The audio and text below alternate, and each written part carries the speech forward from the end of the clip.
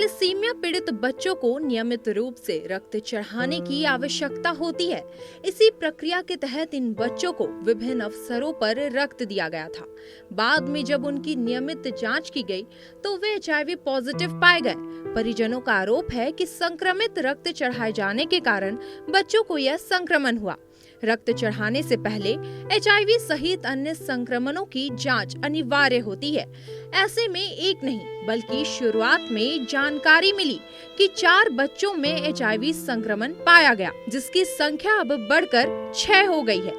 ऐसी लापरवाही के कारण बच्चों का एचआईवी पॉजिटिव होना ब्लड बैंक की कार्य प्रणाली पर सवाल खड़े करता है। आशंका जताई जा रही कि संबंधित अवधि में उपयोग किए गए कुछ रक्त यूनिट की जांच या तो ठीक से नहीं हुई या फिर जांच किट की संवेदनशीलता पर्याप्त नहीं थी। सूत्रों के अनुसार जिला अस्पताल के अलावा बिरला अस्पताल रीवा और प्रदेश के अन्य स्थानों से भी बच्चों के लिए रक्त लिया गया था, जिससे यह स्पष्ट करना और कठिन हो गया है कि संक्रमण किस यूनिट से फैला। मामला सामने आने के बाद तय प्रोटोकॉल के तहत रक्तदाताओं की श्रृंखला यानी कि डोनर ट्रेसिंग की प्रक्रिया शुरू की गई, लेकिन अब तक सभी डोनरों को चिन्हित नहीं किया जा सका है।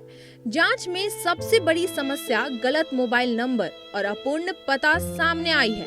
फिलहाल लगभग 50% डोनरों की जांच की जा चुकी है, लेकिन किसी से भी संक्रमण का सीधा संबंध स्थापित नहीं हो पाया है। आरएमओ प्रभारी अखिलेश खरे ने बताया कि जिन्हें थैलेसीमिया की शिकायत होती है, उन्हें एचआईवी से संक्रमित होने की भी संभावना होती है। ऐसा इसलिए होता है क्योंकि एचआईवी की जांच के लिए जो रैपिड किट्स का प्रयोग होता है, उसमें बहुत बार ऐसी समस्या आती है कि सही क्रम में डिटेक्ट नहीं कर पाते। प्रभारी अखिलेश खरे के अनुसार ऐसा जरूरी नहीं कि बच्चे में एचआईवी संक्रमण जिला अस्पताल से ही आया, क्योंकि अन्य अस्पतालों में भी ट्रांसफ्यूजन की प्रक्रिया हुई है। उनके द्वारा यह भी बताया गया कि एचआईवी से बचने के लिए उचित इलाज शुरू कर दिया गया है। क्योंकि वो जो 4 बच्चे एचआईवी पॉजिटिव आए वो थैलेसीमिया से ग्रस्त थे। उनको मल्टीपल ट्रांसफ्यूजन होते हैं, मतलब हर महीने ही उनको 1 बार 2 बार 3 बार खून चढ़ता है, और वो जिला अस्पताल में भी और अन्यत्र अस्पतालों में भी उन्होंने ब्लड ट्रांसफ्यूजन कराया था। तो ब्लड ट्रांसफ्यूजन रिलेटेड रिस्क है। जिनको बार बार खून चढ़ता है, जिन बच्चों को, जिन भी लोगों को, तो उनको ये होने की संभावना होती है कि एचआईवी पॉजिटिव हो जाते हैं, क्योंकि एचआईवी के लिए जांच के लिए जो किट्स, जो रैपिड किट्स अवेलेबल होती है, वो विंडो पीरियड में डिटेक्ट नहीं करती हैं। तो इसके कारण से डिटेक्ट नहीं हुआ होगा एचआईवी, और वो ऐसा हो सकता है, मतलब ये कि ये संभावना है। और वो जरूरी नहीं है कि जिला अस्पताल से ही हुआ हो, क्योंकि वो अन्य अस्पतालों से भी ट्रांसफ्यूजन हुआ है, तो वहां से भी संभावना है इस चीज की कि कहीं दूसरे जगह से भी हो सकता है कि वहां से संक्रमण हुआ। एचआईवी के लिए अब उनको ट्रेस करके और उनका ट्रीटमेंट स्टार्ट करवा दिया गया है बच्चों का जिनको एचआईवी पॉजिटिव आया था। ब्लड बैंक प्रभारी डॉक्टर देवेंद्र पटेल ने बताया कि बच्चों की नियमित जांच के दौरान ये सामने आया कि वह पहले एचआईवी निगेटिव थे और बाद में पॉजिटिव हुए। उन्होंने बताया कि पूर्व में रैपिड टेस्ट किट से जांच होती थी, जबकि इस इलाइजा विधि से जांच की जाती है, जिससे एंटीबॉडी का बेहतर तरीके से पता चलता है। हालांकि एलाइजा टेस्ट में भी 20 से 90 दिन की विंडो पीरियड की सीमा होती है, जिसके कारण शुरुआती संक्रमण पकड़ में नहीं आ पाता। डॉक्टर पटेल के अनुसार बच्चों के माता पिता की जांच की गई और वे एचआईवी निगेटिव पाए गए हैं।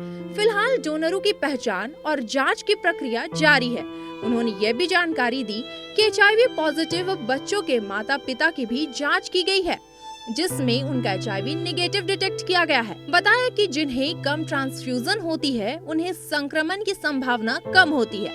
ट्रांसफ्यूजन बार बार होने से एचआईवी संक्रमित होने की संभावना अधिक रहती है। जब इन बच्चों का हम लोग बार बार रिपीट जो ब्लड ट्रांसफ्यूजन करते हैं, तो उसमें कई बार हम लोग इनको ये जाँच करते हैं एचआईवी, एचपीसीवी, एचसीवी, वीडीआरएल, मलेरिया की, और आईसीटीसी में भी फिर इनकी जाँच हुई है। तो पता चला कि ये बच्चे पहले एचआईवी निगेटिव था, पॉजिटिव हो गए हैं। ये सभी के सभी बच्चे जो है ना थैलेसीमिया से पीड़ित थे, तो इनको बचपन से ही ब्लड लग रहा है और कई बार लग चुका है। जैसे एक बच्चे को 80 बार, किसी को 70 बार, किसी को 100 बार ऐसे ट्रांसफ्यूजन हो चुका है।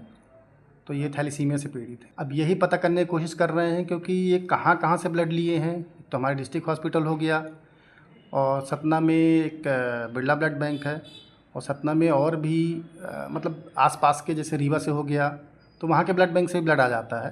तो ये ट्रेस करने की कोशिश कर रहे हैं कि कहाँ कहाँ से इसको ब्लड चढ़ा है, और एमपी के बाहर भी कहीं अगर जाके चढ़वाया है तो सभी डोनर्स को ट्रेस कराना पड़ेगा।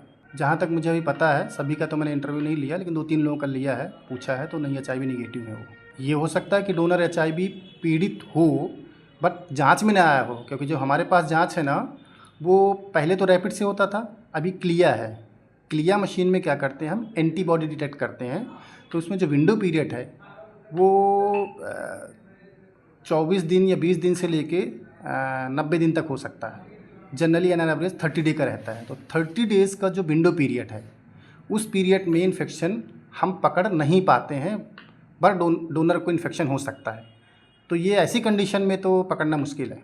ये रिस्क उनको ज़्यादा होता है जिनको बार बार ट्रांसफ्यूजन होता है। कई बार जिनको 1, 2, 4 ट्रांसफ्यूजन होता है उनको रिस्क बहुत कम रहता है।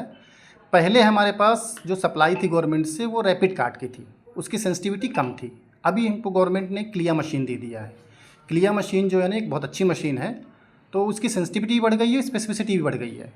तो अभी तो वो संभावनाएं जो थी वो लगभग कम हो गई है, नगण्य हो गई है, लेकिन ख़त्म नहीं हुई हैं अभी भी। सतना के CMHO मनोज शुक्ला ने मीडिया से बातचीत के दौरान बताया कि HIV पीड़ित बच्चों के माता पिता में जब संक्रमण की जांच की गई तो एक बच्चे के माता पिता में भी संक्रमण पाया गया। उसमें थैलेसीमिया के बच्चे हैं जिनको मल्टीपल ब्लड ट्रांसफ्यूजन की हिस्ट्री होती है। उनका जीवन जो है आपको मालूम है ब्लड ट्रांसफ्यूजन पर ही चलता है। किसी के महीने में 2, किसी के महीने में 4 बार इस तरह ब्लड ट्रांसफ्यूजन होते हैं। तो ये 4 बच्चे हैं जो चूँकि मल्टीपल ट्रांसफ्यूजन के कारण ये हाई रिस्क कैटेगरी में आते हैं HIV के लिए। तो उनकी रूटीन में स्क्रीनिंग की जाती है बीच बीच में। तो स्क्रीनिंग से पता चला कि ये बच्चे पॉजिटिव आए हैं, और उनको बाकायदा जो उसका ART ट्रीटमेंट वगैरह होता है वो स्टार्ट कर दिया गया, और उनकी ये किया गया, पेरेंट्स की टेस्टिंग की गई। तो उसमें एक बच्चे के तो पेरेंट्स भी पॉजिटिव हैं, तो वो तो अलग केस हो गया। शेष जो हैं उनके लिए संभावना तो कई होती है। ब्लड ट्रांसफ्यूजन ही अकेला जरिया नहीं होता है। उसके अलावा कोई इन्फेक्टेड सिरिंज नीडल कहीं उपयोग हो जाए, गांव देहात में इलाज के लिए भी बहुत लोग इंजेक्शन लगवाते हैं, वो भी एक जरिया हो सकता है ना। अनसेफ सेक्स प्रैक्टिस होती है, उसके लिए भी एक जरिया हो सकता है। परंतु ये सब चीज़ों को फिर भी अपन दृष्टिगत रखते हुए जो अपने यहाँ तो ब्लड बैंक का पूरा प्रोटोकॉल पालन होता है। हर ब्लड सैंपल की पूरी टेस्टिंग होती है। टेस्टिंग में निगेटिव आने के बाद ही उनको ब्लड ट्रांसफ्यूज़न के लिए दिया जाता है। बट स्टिल कभी कोई विंडो पीरियड में हो जो टेस्टिंग में न डिटेक्ट हुआ हो, उस संभावना को भी रेयर होती है, परंतु उसको भी दृष्टिगत रखते हुए अपन जो है सारे डोनर्स की हिस्ट्री उनकी ट्रेस करा के उन डोनर्स को बुला के उनकी टेस्टिंग कराने के लिए प्रयास कर रहे हैं।